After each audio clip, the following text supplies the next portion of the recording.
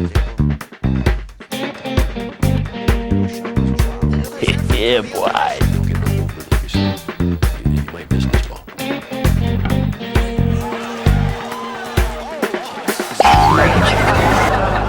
有点离谱。再看看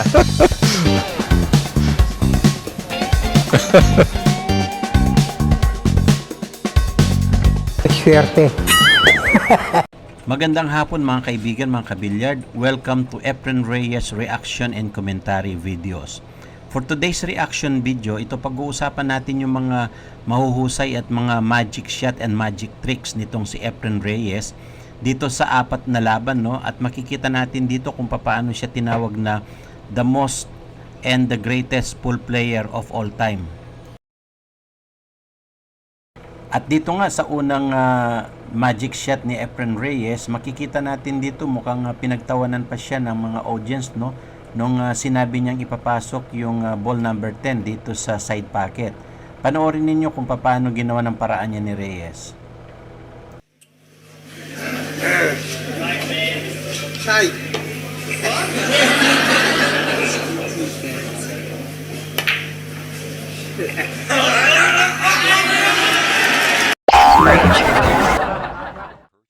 At dito naman mga kabilyard, makikita natin laban ng China, no, na si Pan Shouting versus dito kay Efren Bata Reyes. At dito nga mukhang walang possible shot dito si Pan Shouting dahil nakadikit nga itong uno, pero tinesting pa rin ni Pan Shouting yung husay ni Reyes dito, kaya nag-push siya. Tingnan natin kung anong gagawin ni Reyes dito. Panoorin natin mga kabilyard. 24 years. So a lot to be proud of, and relatively young in her career. She goes for the push. And the push out is an option given to the player who, after the break, may elect to go for a ball, and she gives the ball right back to Efren, and that Swerte. At dito nga sa pangalawang pagkakataon mga kabilyard, no, ito na naman ulit itong si Pan Shouting. Mukhang hindi niya alam yung style pa rin ni Efren Reyes dito. Kaya wala pa rin available shot siya dito dahil nakatago yung ball number 1. Kaya nag-push pa rin siya dito at tinesting pa rin yung kakayahan ni Efren Reyes. Kaya panoorin nyo naman kung paano ginawa ng paraan ni Reyes ito. Sundan natin mga kabilyard. see what she does with it. Deliberating a lot.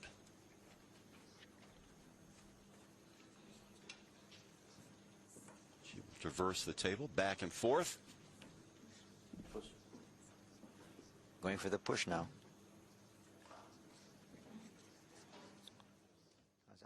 At dito nga nag-push si Pan Shouting at balik sa table si Reyes. Sinipat niya kaagad kung paano niya gagawan ng formula at isolve itong ball number 1. Panoorin ninyo mga kabilyard. Who is on the table? No shot was dropped. And look at this effort coming. Yeah, boy.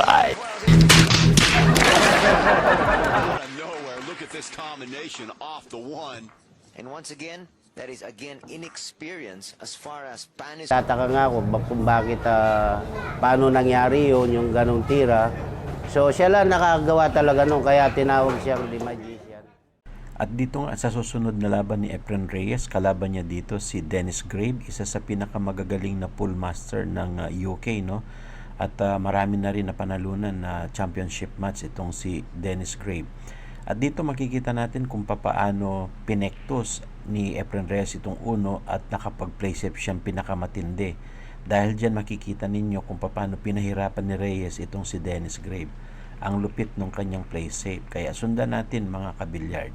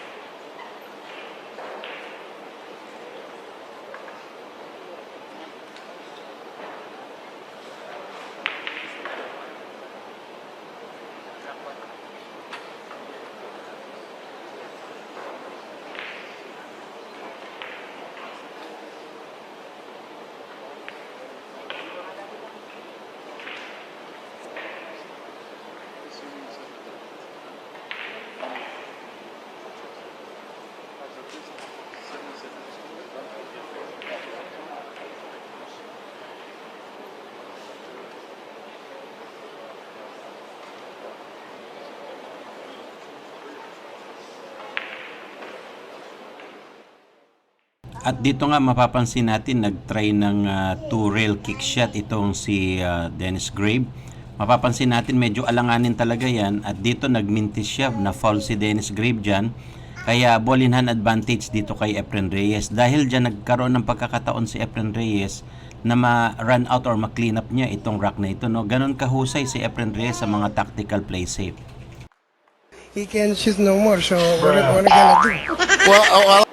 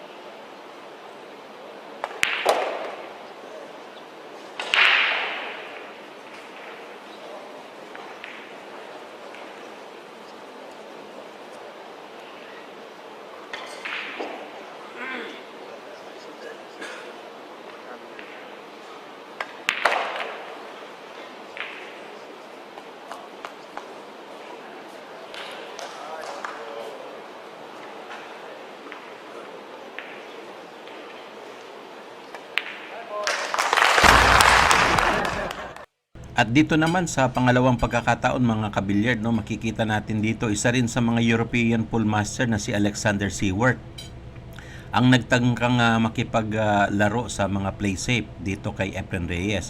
Panoorin ninyo kung paano ginawa ng kick play safe ni Efren Reyes itong kanyang kalaban. Panoorin natin kung paano rin na run out ni Reyes itong rack na ito at kung paano yung technical safety na ginawa niya. Sundan natin mga kabilyard.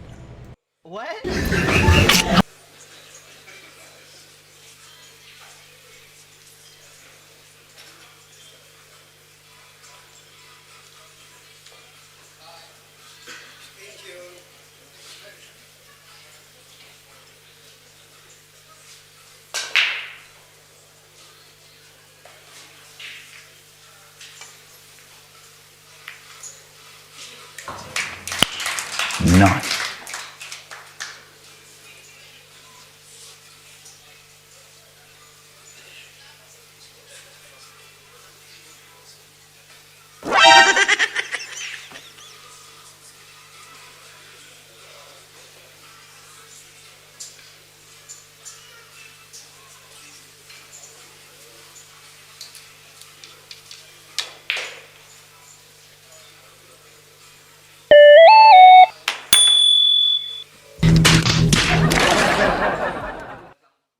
At dyan nga makikita natin nagkamali at na-foul na nga itong si Alexander Seward, kaya ball in hand advantage dito kay Efren Reyes.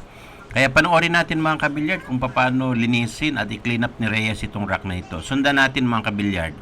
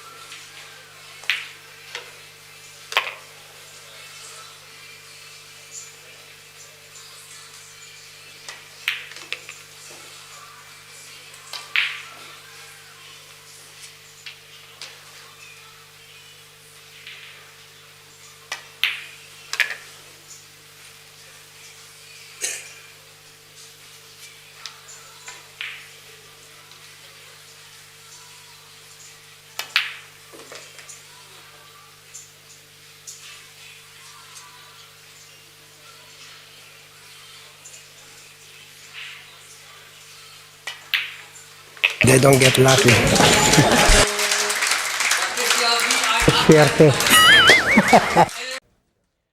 At dito naman mga kabilyard sa pang-apat na video na papanood natin, dito tinagurian na the king at the greatest of all time itong si Efren Reyes, no? Maging si Earl Strickland napahanga sa ginawa ni Efren Reyes na ito. Ito yung tinatawag na Z-shot, no? Si Efren Reyes lang ang nakagawa nito. At dito nga makikita natin kalaban niya isa sa pinaka-prominenteng pool player at pool master ng US. Walang iba kundi si Earl Strickland. At dito nga, heel-to-heel match ito mga kabilyard, no? At mukhang nagkamali dito si Efren Bata Reyes. Panoorin ninyo kung anong gagawin ni Reyes dito. Meron siyang plano na i-play safe muna si Strickland. Pero ang nangyari, naipasok niya yung 8 at bumalik sa kanya, no? Nagbumarang sa kanya yung play safe na ginawa niya. Pero pagkatapos noon, meron siyang isang malupit na tira na ginawa. Dahil dyan, tinaguriin siyang The Magician. Panoorin natin mga kabilyard. Oh, no, he didn't. Watch the 8. Watch the 8. Oh, my goodness. Oh, boy. Now, the position Strickland should have been in, Reyes is in that position. He's in a worse position, Billy. He can't even go to the left-hand cushion because there's no access to the 5 on this side. The 7 is an interfering ball. Yeah, He goes to so the left. He can't go to the right because there's no cushion there. He's in big trouble. He's in big trouble here. The short cushion is the only cushion he can go to. Oh, what a bad roll. Oh, Jeepers. horrible roll. Horrible roll. Horrible. He can shoot no more, so what are you gonna do? And I don't like that because you're going to leave a shot. Yeah, you're not going to get movement from the fire ball if you're able to contact it. And it looks like the short cushion is the only cushion you can go to. Behind the You 6. know, he kicks balls. You know, he could nip the 5. In other words, going to the left-hand cushion, just missing the 7 ball, nipping the 5, and coming 3 cushions back down table. I think He's going twice. I don't like that shot because you're gonna, you don't get no movement, like you said, and you might miss this ball.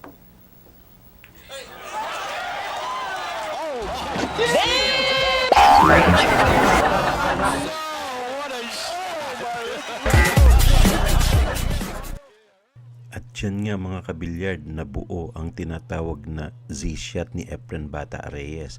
Maging si Strickland ay napahanga dyan sa tira na yan kaya pumalakpak siya. At panoorin ninyo kung paano tinapos ni Efren Reyes itong rack na ito at kung paano nag-concede si Strickland kay Reyes. Panoorin natin mga kabilyard. Or draw with one cushion. I don't know. He's got a funny angle. He's got to force it and make sure he doesn't force it into the corner pocket. He's got a funny angle. Oh, the suspense is still there. Yeah. I tell you what, this is the rack that we wanted to see. We got everything we wanted. And He's more. drawing one cushion. And more. Right selection here. I think this is perfect. He's That's there. it. He's home. He's home. What a finish. What a finals, What huh? a finish. Yeah, couldn't get no better, man. No wonder you asked me to do this. What a finish. And I really have to commend Earl for his sportsmanship there. I mean, At dyan nga nakita natin kung paano nag-concede itong si Strickland, no? Napaka-gentleman at sportsmanship. Dito nga makikita natin kung paano nabuo ang tinatawag na Z-shot ni Efren Reyes. Diyan siya tinawag na the GOAT or the greatest player of all time. Sundan natin mga kabilyard. Don't get no better than this. Look at this. He hits it perfect. oh my goodness. What a shot. And what a time to come with a shot like that. Do you enjoy all the attention? Oh yeah, I enjoy now. There's too much noise now. At dito sa panghuli naman mga kabilyard, mapapansin natin medyo may pumasok dyan sa break na yan at alanganin, no, yung magiging posisyon ng cue ball dito. Panoorin niyo kung paano tumago itong cue ball sa likuran ng 7 at kung paano ginawa ng magic shot ni Efren Reyes yung tira na yan para sa 2. Kaya sundan natin yan mga kabilyard. 的话就完了啊！这样子一来，搞不好郑容和真的拿了冠军了。哇，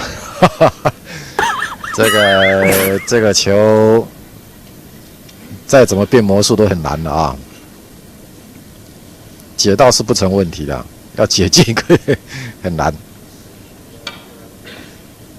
好，解到，哎，不会吧？ At dyan nga sa tira na yan mga kabilyard, no, pinakita ni Reyes kung paano yung mga kick shot at kung paano siya dumiskarte sa mga tinatawag na kick shot. Dito tinawag na the greatest pool player of all time si Reyes sa mga ganyang klaseng tira. Dahil dyan nagkaroon ng pagkakataon si Reyes na ma-clean up itong rack na yan. Susunod na tira ni Efren Reyes dito sa table na ito, makikita natin na nag-play safe itong si Jong-un, no, yung sa kanyang kalaban, at panoorin natin kung paano ginawa ng paraan ni Efren Reyes yung play safe nitong kanyang kalaban. Kaya sundan natin mga kabilyard.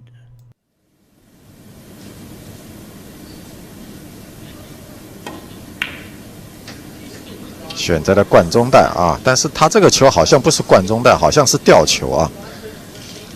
这个万一灌进了，还很麻烦呢。嗯，好，看看1号球，这样子看不出来，好像有点掉到，又觉得好像4号跟5号中间可以穿过来。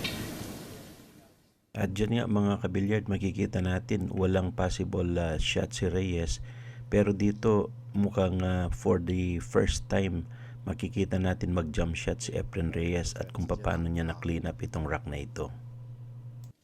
好像有点跳球啊。对，哎，要跳过这个5号球。哇，漂亮啊！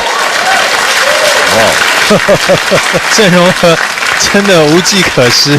对，我在想这个他刚刚的这个安全球啊，那以这种方法来做安全球啊，似乎是不大理想啊。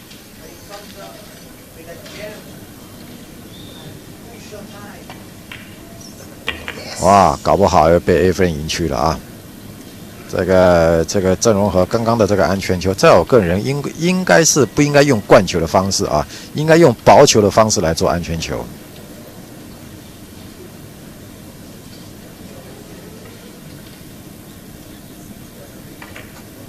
好，拉杆一颗星回来。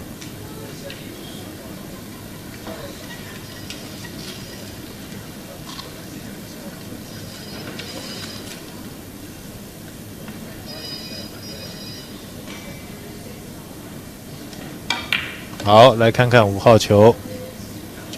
好，底带。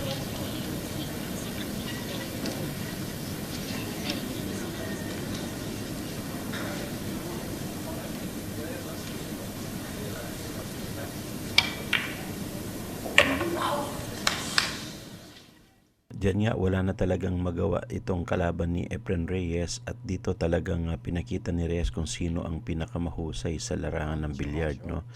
Mapapansin natin dito talagang demolish yung kalaban niya. At dito nga maraming salamat sa panonood mga kabilyard. Thank you for watching. See you on my next video. 球星会赛当中的一贯性的传统，只要打进冠军决赛 ，Efren Reyes 就会拿到冠军。